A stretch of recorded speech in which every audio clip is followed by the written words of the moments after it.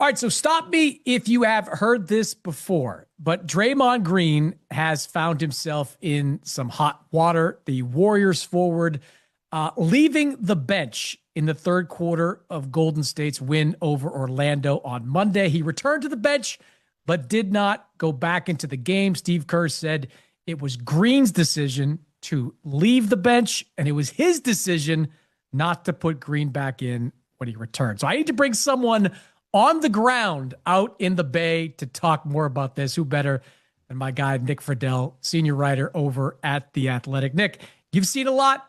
I've seen a lot. We've seen a lot of Draymond over the years. Where do you rank this on the Draymond-o-meter in terms of infractions? This one was rough, Chris, because he left the rest of the group. Every other Draymond interaction was in the framework usually of the team, or something happened, or it was in a game at a practice that people will remember the pool punch and everything that happened after that. But to leave the rest of your teammates in the moment just shows how bad, one, Draymond was feeling, but two, how high the tempers were flaring in that specific moment. The only thing that saved Draymond and the Warriors post game and in the aftermath of this particular incident is that he came back to the bench in the fourth quarter after cooling off, and Kerr said he wasn't going to put him back in no matter what because he had left, but the optics were much better that he was sitting there still supporting his teammates.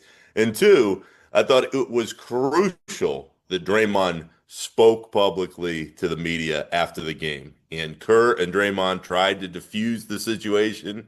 It happens.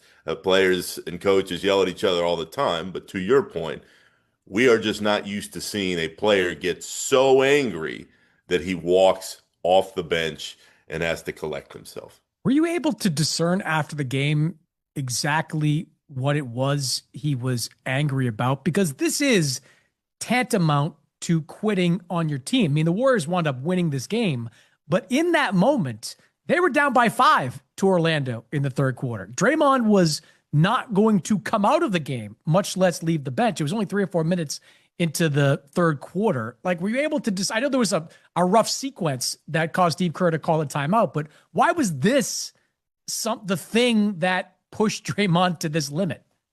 Chris, we still don't know for sure. The context here is Draymond had just made his first turnover of the night. But as Kerr said after the game, Draymond was playing well. I mean, Draymond in the last 3 games before that Magic game, he had turned the ball over 14 times. I mean, he had just come back off of missing time with a foot injury. He had a team excused absence.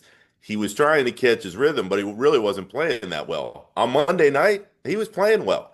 So the turnover got everything kind of rolling. Kerr called the timeout, but the fireworks were almost immediate. And the video that went very quickly viral showed Kerr and Draymond just screaming at each other. Moses Moody was sitting next to Draymond. He stands up and he's like, "Okay, let's. I'll take a deep breath."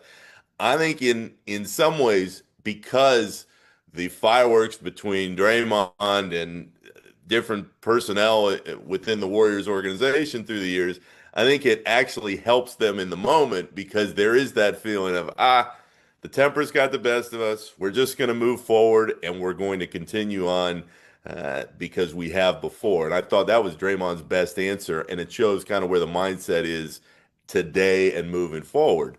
I asked Draymond, "Hey, why don't you think this one's going to linger?" And he looks at me and he goes, "Well, because none of the other ones have in the past." I mean, they've been through a lot of stuff. You and I have lived through a lot of stuff with this team. And I think for the time being, they're going to get through this one as well. Shout out, by the way, to the fan that had his camera trained on the Warriors bench in that moment in the third quarter. That was the most viewed video of the day on Monday and into Tuesday. So you touched on like how they've gotten through stuff like this before, and they have.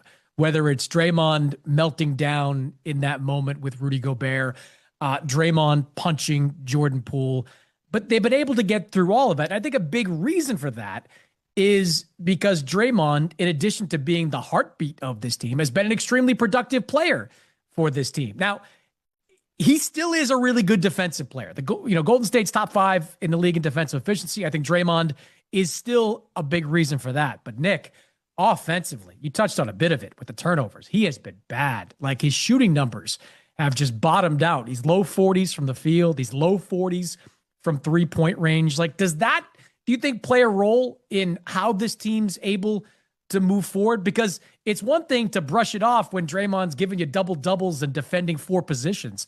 But if he's out there turning the ball over and playing like he has for most of this season, does that change the dynamic at all? It does, because it watches and makes everybody take note of what's happening moving forward. And Chris, the stats that you laid out, those are well taken, and that is the issue that Draymond is going to face now in the next few weeks. Because it's one thing when you know every night how you're going to play and what you're going to do for the group. And offensively, that's where everything is kind of focused, because you mentioned the turnovers and they're huge. The other problem, and it has been throughout the years, frankly, it's been the last couple of seasons, other teams leave so much space for Draymond to just shoot the ball. They dare him to shoot from the outside. In earlier years, he would go, okay, I'm going to knock these down. Now that has become much tougher. They're daring him to shoot. He's shooting, and he's not having a lot of success. I think that is absolutely weighing on him, because he is a very proud guy. Anybody who's watched him through the years knows, this is a guy who's probably going to the Hall of Fame. He has a standard that he has set for himself and for the rest of the group that, at least offensively, he's not living up to. In fairness to him, I think part of the issue is he hasn't been on the floor as much. Steph has missed some time. He had a quad injury. He was sick. Jimmy's missed some time with a knee injury. These haven't, as a group, been out there together. But when you are used to seeing him play at a certain level and he is not hitting that level, and that continues to build the frustration over the next few weeks with a team that is very mediocre right now and playing right about 500 all year, those are things that you need to watch for, and things that the Warriors are going to have to account for as they go into the deadline in a year, Chris, where they started with at least the idea of championship expectations. So what do you think and you mentioned the deadline. Now, what do you think the mindset of the front office is right now? Not specifically with Draymond maybe, but the entirety of this roster. I mean, I think, look, it would be a shock to me if Jonathan Kuminga is on this roster past the February trade deadline. It just, for whatever reason, whether it's a personality clash with Steve Kerr, a basketball clash with Jimmy Butler, it just doesn't seem to be working out with Jonathan Kuminga. But are there other things that they're considering? Would they even consider, anything to do with Draymond Green before the deadline?